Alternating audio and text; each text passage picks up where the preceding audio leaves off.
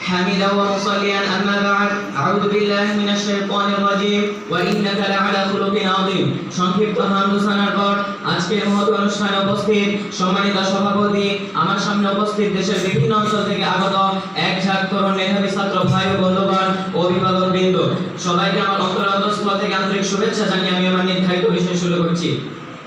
ইতিপূর্বে আপনারা অবগত হয়েছেন যে আমার বক্তব্যের নির্ধারিত বিষয় চারিত্রিক অবক্ষয় স্মার্টফোন। সময়ের সংক্ষিপ্ত পরিসরে যতটুকু সম্ভব আলোকপাত করার চেষ্টা করব ইনশাআল্লাহ। সম্মানিত উপস্থিতি, স্মার্টফোন হলো বর্তমান সময়ের এক নির্লভ অক্টোপাস, যে তার শরীরের সপ্তগুণিক শক্তি দিয়ে পেঁচিয়ে ধরে এক এক করে ধ্বংস করছে আমাদের ব্যক্তিসত্তা, পারিবারিক ও সামাজিক মূল্যবোধ এবং প্রচলিত আইন কানুন। বিশ্বায়নের এই পৃথিবীতে তার ভাই নয় এমন একজন মানুষ খুঁজে পাওয়া দুষ্কর। হাঁটি হাঁটি বাঁকা করে বেড়ে ওঠা শিশু থেকে নিয়ে পশ্চিম দিগন্তে ধীরে ধীরে যৌবন অস্ত্র যাওয়া পৌর ব্যক্তি, এমনকি আমাদের কোমল প্রাণ নারী সমাজ, সবাই যখন এই নীলের সাগরে হাবুডুবুকে হারাতে বসেছে তাদের পবিত্র ঈমান, ঠিক এহেন পরিস্থিতিতে উক্ত বিষয়টি খুবই গুরুত্বের দাবিদার।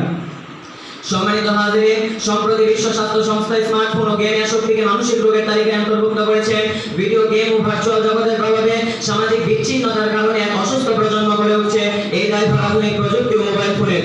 এক সমীক্ষায় দেখা গেছে রাজধানীর ৭৭% কিশোর, দেশে স্কুলগামী কিশোরদের ৬১% শিক্ষার্থী পর্নোসক্ত, এছাড়াও ৭০% ইফতিজিংয়ের প্রচ্ছন্ন কারণে পর্নোগ্রাফি।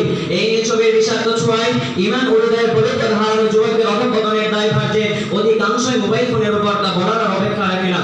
সম্মানিত হাজিরিন, সম্প্রতি বিশ্ব স্বাস্থ্য সংস্থা মানব সম্পদ আজ অভূতপূর্ণ প্রযুক্তিগত উৎকর্ষতার যুগে প্রবেশ করেছে, কিন্তু এই প্রযুক্তির অপব্যবহারে তরুণ সমাজের চরিত্রহীনতার গভীর অতলে নিমজ্জিত। স্মার্টফোনের অপব্যবহারে কি কি চারিত্রিক অবক্ষয় ঘটছে তা সংক্ষিপ্ত আকারে উল্লেখ করছি। এক, অশ্লীলতার মহামারী দৃষ্টির অবক্ষয়। ইউনিসেফ ও বিটিআরসিএফ যৌথ জরিপ 2023 অনুযায়ী বাংলাদেশের 12 থেকে 18 বয়সী 72% কিশোর ইন্টারনেট ব্যবহার করে, যার মধ্যে 42% নিয়মিত অশ্লীল কন্টেন্ট দেখে। অথচ আল্লাহ তাআলা কোরআন কারিমে বলেন, কুল্লিল মুমিনিনা ইয়াগুদ্দু মিন আবসারিহিম ওয়া ইয়াহফাযু ফুরুজাহুম। 2, ইবাদত বিমুখতা। স্মার্টফোনে আসক্ত তরুণদের রাত্রে স্মার্টফোনের মাধ্যমে কাটে, ফজরের আযান তাদের কানে পৌঁছায় না, সালাতে খুদু তো দূরের কথা। অথচ আল্লাহ তাআলা কোরআন কারিমে বলেন, ফাওয়াইলুল লিল মুসাল্লিন আল্লাযীনা হুম আন সালাতিহিম সাহুন। 3, আত্মহননের জ্বালা। স্মার্টফোনে নির্মিত কৃত্রিম বিলাসিতার জগতে প্রবেশ করে তরুণরা যে নিজেকে তুচ্ছ মনে করছে। ব্র্যাকের মানসিক স্বাস্থ্য প্রতিবেদন 2023 বলা হয়েছে, বাংলাদেশের তরুণদের মাঝে আত্মহত্যার প্রবণতা গত 5 বছরে 40% বেড়েছে, যার অন্যতম কারণ হচ্ছে এই স্মার্টফোন। 4, পারিবারিক বিচ্ছিন্নতা। আল্লাহ তাআলা কোরআন কারিমে বলেন, ওয়া ক্বাদা রাব্বুকা আল্লা তা'বুদু ইল্লা ইয়্যাহু ওয়া বিল ওয়ালিদাইনি ইহসানা। প্রিয় উপস্থিতি, পরিশেষে বলতে চাই, স্মার্টফোনের ক্ষতির তালিকাবদ্ধ করতে গেলে উল্লেখযোগ্য শিরোনামে আসবে সময়ের অপচয়, অর্থের অপচয়, চোখের গুণা এবং ঈমানের ভয়াবহ অধঃপতন।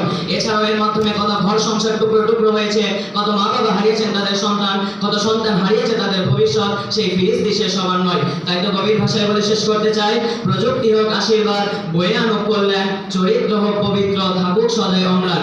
পণ করিলাম মানব হাদিস, মানব আল কোরআন, কবুল করো এই ফরিয়াদ দয়াময় রহমান। আসসালামু আলাইকুম ওয়া রাহমাতুল্লাহি ওয়া বারাকাতুহু।